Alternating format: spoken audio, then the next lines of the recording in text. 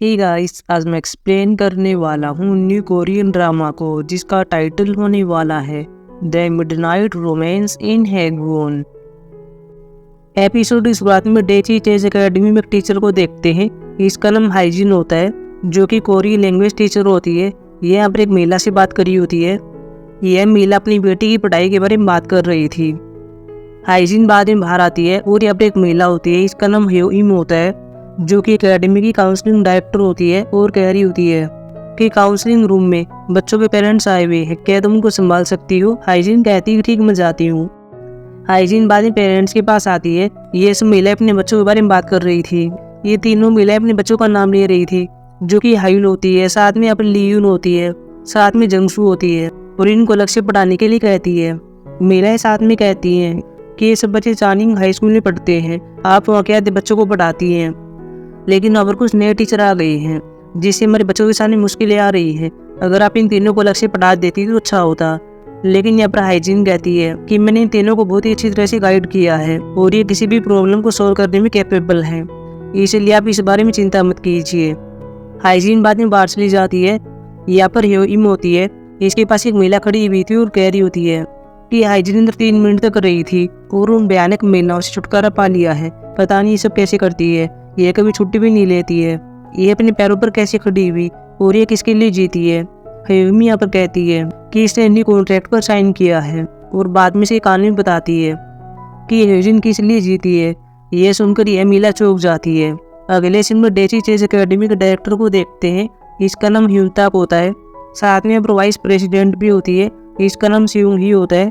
पहले आप एक टीचर के बारे में बात कर रहे थे जिसका नाम म्यूजिन होता है और अपना काम ठीक से नहीं कर रहा था, इसलिए उसको फायर करने की बात कर रहे थे। इन्होंने यहाँ पे एक पोस्ट भी की हुई है कि हम एकेडमी में नए टीचर को हायर करना चाहते हैं। अगले सीन में मैनली हीरो को देखते हैं, इसका नाम जुनो होता है जो कि यहाँ पर पहले डेची चेज एकेडमी की एड को देख रहा होता है और यहाँ पर हाइजीन की फोटो होती है। बाद में अपनी हेड भी देखता है कि टीचर के लिए ऑडिशन होने वाला है। अगली इसमें हम डेची चेज एकेडमी में देखते हैं, यहाँ पर सभी टीचर होते हैं और यहाँ पर जो नए टीचर हायर होने वाले हैं उनके एग्जाम की तैयारी कर रहे थे। यहाँ पर बाद में इंतक आता है और कह रहा होता है कि हम न्यू टीचर को हायर करने वाले हैं। उनके लिए एग्जाम का टाइम कितना होने वाला है, ये बता रहे थे कि 20 मिनट होने वाला है, लेकिन यहाँ पर इंतक कह रहा होता है कि हम इसको 10 मिनट कर देंगे ताकि हम उन टीचर को हायर कर सकें जो हमारी अकेडमी के लिए बेस्ट होंगे। बाद में अब एक लड़की आती है और हाइजीन से कहती है कि हायुल रो रही है। हाइजीन बाद में हायुल के पास आती है और कहती है कि क्या हुआ है, क्या मॉक टेस्ट में कोई आंसर गलत कर दिया है। हायुल यहाँ पर बता रही होती है कि मैंने इस क्वेश्चन का यह आंसर चुना है। हायुल अपना ओपिनियन भी देती है। हाइजीन को ये पसंद आता है और कह रही होती है कि तुमने अभी जो ओपिनियन दिया है क्या तुम उसे अपने स्कूल टीचर के साथ शेयर कर सकती हो। लेकिन हायुल कहती है कि मैं ऐसा नहीं कर सकती, मुझे डर लग रहा है, अगर वो मेरे नेम को स्टूडेंट रिकॉर्ड में डाल देगा तो क्या होगा, मैं ऐसा नहीं चाहती। हाइजीन भी कहती है कि ठीक है। हायुल बाद में अकेडमी से बाहर आती है और यहाँ पर इसकी माँ होती है। बाद में दोनों घर पर जा रहे होते हैं। हायुल की माँ कहती है कि मुझे पता है कि इस जगह पर घुटन होती है, जब मैं पहली बार यहाँ पर आई थी तब मेरे साथ ऐसा ही हुआ था। हम थोड़े समय के लिए यहाँ पर रहने वाले हैं, बाद में हम चले जाएंगे। तुम्हारे पिता को भी यहाँ पर काम करने में कठिनाई हो रही है। हायुल बाद में कहती है कि क्या पिताजी घर पर हैं। इसकी माँ हाँ भरती है। हायुल थोड़ी अपसेट हो जाती है। इसकी माँ कहती है कि हुआ क्या है। हायुल की माँ बाद में हाइजीन के पास कॉल करती है और कहती है कि हायुल ने बताया कि क्या हुआ है, क्या क्वेश्चन के 2 आंसर पॉसिबल हो सकते हैं। हाइजीन यहाँ पर हाँ भरती है और कहती है कि हायुल को अपने टीचर से बात करनी चाहिए।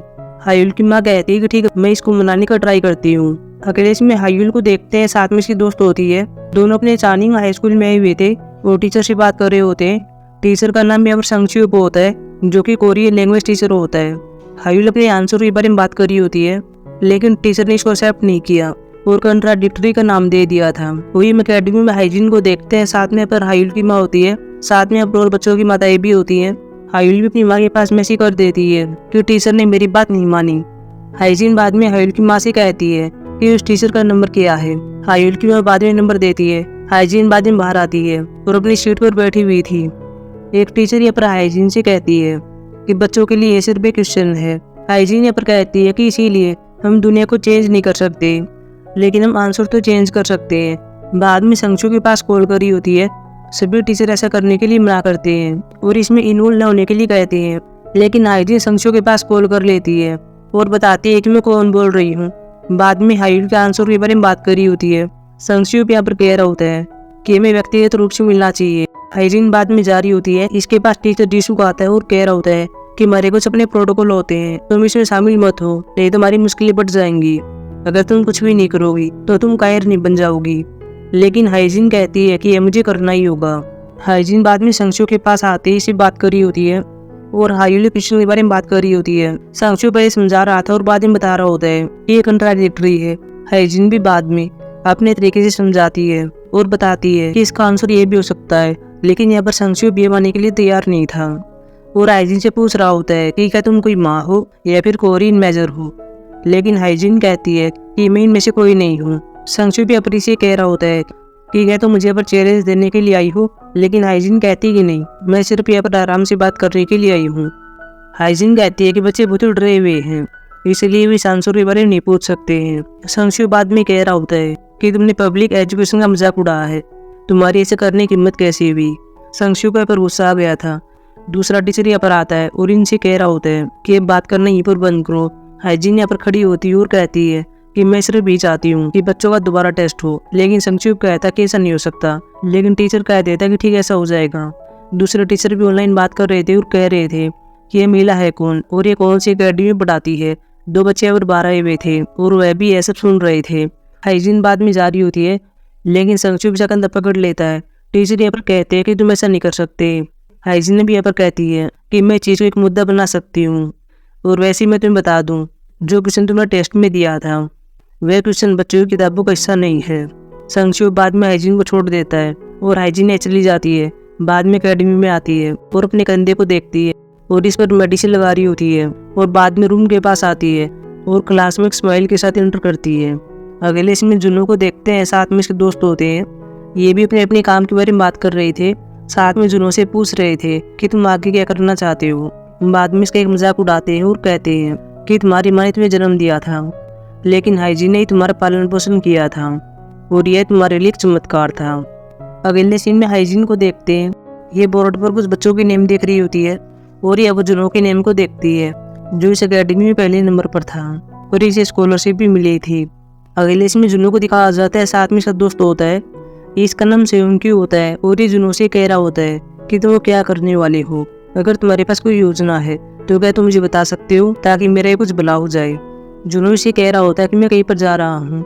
बाद में जुनू चला गया था। वही हाइजीन को देखते हैं जो कि यहाँ पर एक बात को याद कर रही होती है कि संक्षेप ने साथ में मुझे कह दिया था कि तुम एक पैरासाइट हो। बाद में अब जुनू आता है और हाइजीन से मिलता है। हाइजीन अपनी इसको देखकर हैप्पी होती है और कह रही होती है कि अभी मैं तुम्हारे बारे में सोच रही थी। जुनू बाद में कह रहा था मेरे बारे में। हाइजीन बाद में बोर्ड को दिखाती है और कहती है कि मैं इसको देख रही थी, वैसे तुम यहाँ पर क्या कर रही हो।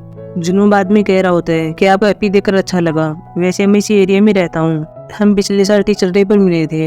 हाइजीन बाद में जुनू से कहती है कि तुम्हें देखकर ही बहुत अच्छा लगा, चलो हाथ मिलाते हैं। लेकिन जुनू कहता है कि मैं ऐसा नहीं कर सकती, आप किसी आदमी का हाथ से नहीं पकड़ सकती हो।